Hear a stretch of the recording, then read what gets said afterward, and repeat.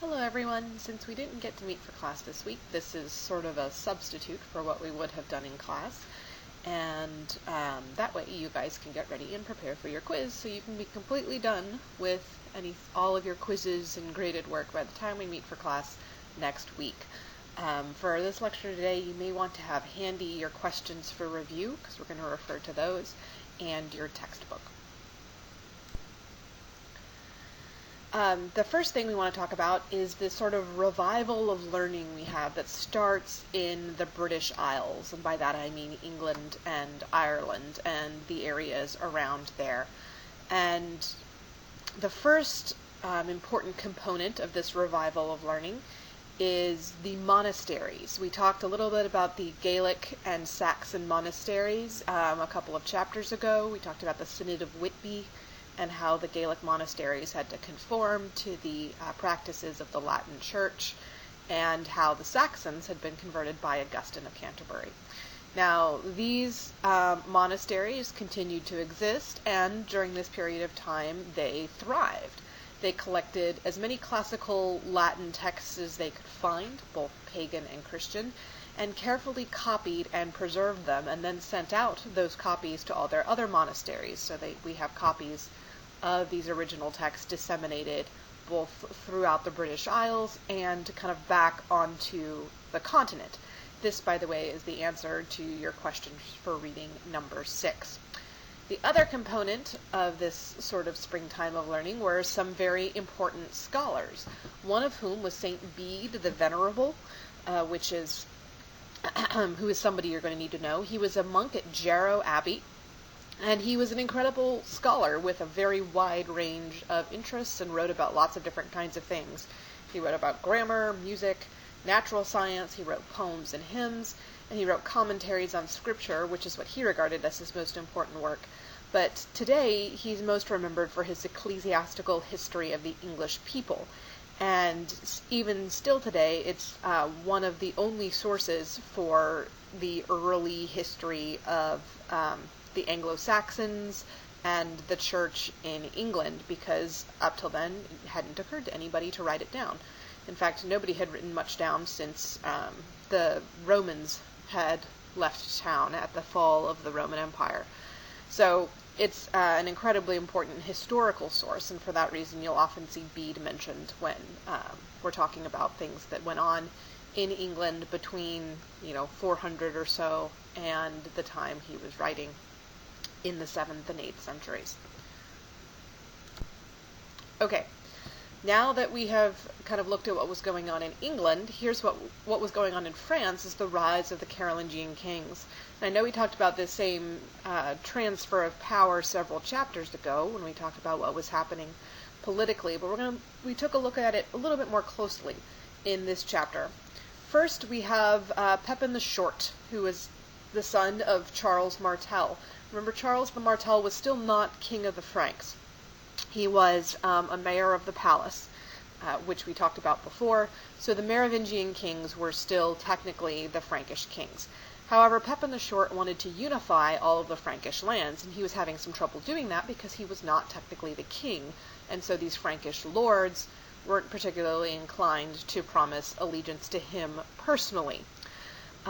So Pepin petitioned the Frankish Great Council and eventually persuaded them to elect him king in place of the last Merovingian king, who was Childeric III. This was assisted by the fact that, as your text said, Childeric III was an imbecile, which probably meant that he was had mental illness to such a great degree that he couldn't even dress himself, didn't really understand what was going on around him. So it was pretty easy to convince the Frankish Great Council that he would be a better king, that Pepin would be a better king. And he was acknowledged as the Christian king of the Franks by the Pope and by St. Boniface, who was actually there at the time he was crowned. Pepin the Short protected the Pope from the Lombards, who were the pagan tribe who kind of occupied the northern part of Italy and had been menacing the Pope and the lands the Pope controlled throughout this time period. So he managed to chase them off, at least for a time. and for that reason was acknowledged as the official protector of the Pope. Now, Pepin the Short had 2 sons, but the elder son died pretty shortly after Pepin the Short died. So we're going to start talking about just one of his sons, Charles the Great. And Charles the Great, translated into French, is of course Charlemagne. So Charles the Great started out with a lot of military accomplishments. He also had to go down into Italy and chase off the Lombards from the Pope, and like his father, was announced to be a protector of the papacy and the papal lands. He also went through an extensive conquest of the Saxons, which took many years because the Saxons were particularly stubborn enemies and would always just keep popping back up again, no matter what you seemed to do. And he also had a lot to do with their conversion. He sent missionaries into that territory, and he also converted them kind of at the point of the sword. So the pagan Saxons were the pagan Saxons no longer, but the Christian Saxons. And if you look at the map on page 208, you can see how Charlemagne expanded the territory of the Franks ultimately to include the Saxon lands. And you can also see he went down into Spain a little bit on that map, and that is when there was that Battle of Roncesvalles. It's marked on your map. It's a pass in the Pyrenees when they were ambushed from behind, and that was the battle about which the Song of Roland was written, and I think Charlie asked about that last class. So that was the Song of Roland was that battle there. But you can see how much Charlemagne did to expand Frankish territory and influence, and how far to the east he went.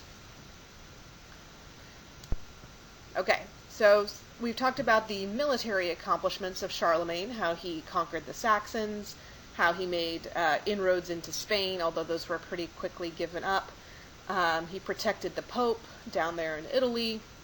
You can see Lombardy marked on the map just north of Italy. That's where the Lombards were coming from, and that's why they kept moving into the Pope's territory. So Charlemagne had a lot of military accomplishments, but he had a lot of other accomplishments as well. He restructured the political order of the Frankish kingdom. He divided all of his territory into what were called counties. And this may sound like a familiar political unit because it's one we still use today. And every county had its own count. And the count was someone who was ruling in the name of the king in a particular territory. And so that's where we get kind of the aristocratic title, Count so-and-so, and it's also where we get our word county. Charlemagne was also heavily involved in the culture and education of his kingdom. He was incredibly interested in arts, in literature, and in preserving classical learning. And this is the subject of the video I had you watch last week. It was about what Charlemagne did and what he accomplished in this area. First of all, he established schools, and this is your question for reading for number 7. If you took a look at that, you can see that he established schools because he was worried that the clergy in his territories, the bishops and priests, were not sufficiently well educated. He read their letters and was like, this Latin is really terrible. Can you imagine getting a letter from your bishop which is full of misspellings and mispunctuations and slang? Like, that's what he was getting. And so he thought, we need to educate the clergy. So he established these schools so that the clergy would be able to read and understand good Latin, which was necessary because the translations of the Bible that existed of the scriptures were in Latin, and it was just the language of the church communication at the time.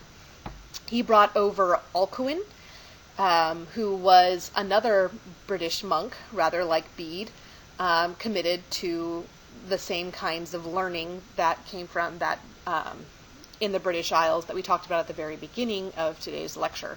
So it's the same kind of knowledge of classical culture.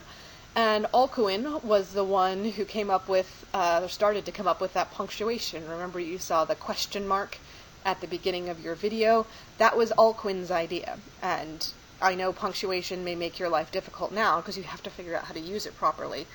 But consider that before that, there wasn't any punctuation or even spacing between words, which meant that a page of text looks something more like a word search, where you could find things written diagonally and backwards, rather than the page of a book. So punctuation was actually a wonderful invention, and you should be very grateful for it.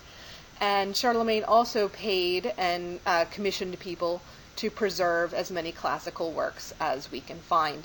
And so in this period, although many classical works had already been lost, they tried to save as many as they could. So a lot of the classical works that we have today are the result of the work of the monasteries in the British Isles and of Charlemagne on the continent. And Charlemagne's literally crowning achievement was becoming Emperor of the Romans. In 800, Leo III had been kind of run out of Rome by his enemies. So Charlemagne takes up his cause, picks up Leo and brings him back to Rome, kicks out his enemies, and reestablishes him as the Pope in 800 AD. And sort of in return, at Mass on Christmas Day in the year 800, Leo III puts a crown on Charlemagne's head and announces that this is the Emperor of the Romans. And this is a big deal for a few different reasons. First of all, we once again have an emperor in the West. But this emperor looks pretty different from any of the Roman emperors, because the Roman Empire that is established is explicitly Christian, and in fact, from this point on, for as long as it lasts, which is about 1,000 years, it's going to be called the Holy Roman Empire. And the unique characteristics of this Christian Roman Empire is that it's based on a close union of the church and the state. They're meant to work together to establish this society known as Christendom. And this is your question for reading number 8. Christendom is this notion of a single, unified culture based on Christian principles and Christian life.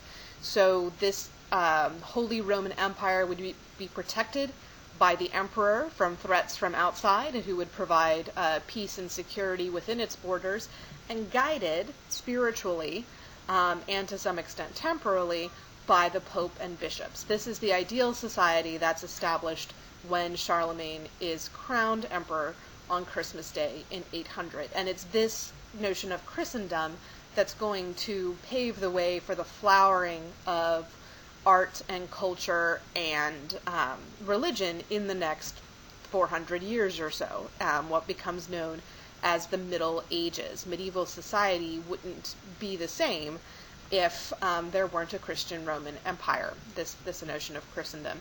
So, and that, not coincidentally, medieval society in Europe is what you guys are going to be studying in your history class next year.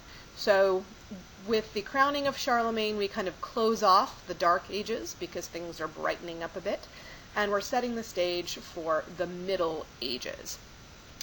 So there we have it. Go ahead and prepare for your quiz, and I'll see you guys next week.